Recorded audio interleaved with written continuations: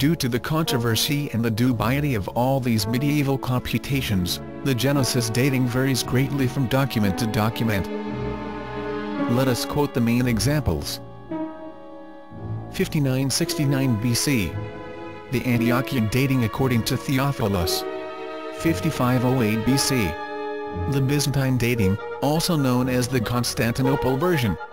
5493 BC. Alexandrine, the Annian era, also 5472 BC or 5624 BC. 4004 BC. According to Usher, a Hebraic dating.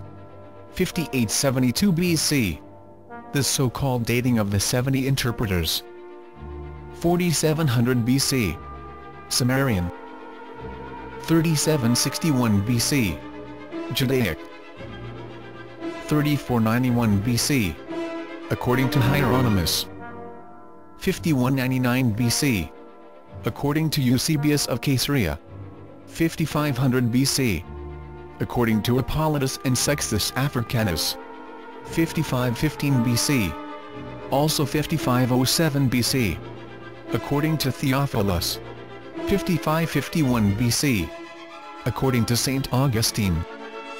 As we can see, this temporal reference point, considered fundamental for the ancient chronology, fluctuates within the span of 2,100 years.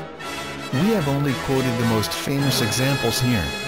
It is expedient to know that there are about 200 various versions of the Genesis date in existence.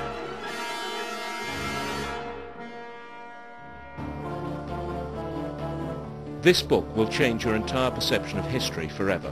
What if ancient Rome, Greece, and Egypt were invented during the Renaissance? What if the Old Testament was a rendition of events in the Middle Ages? What if Jesus Christ was born in 1053 and crucified in 1086 AD? Sounds unbelievable? Not after you've read History, Fiction or Science by Anatoly Fomenko, the leading mathematician of our time.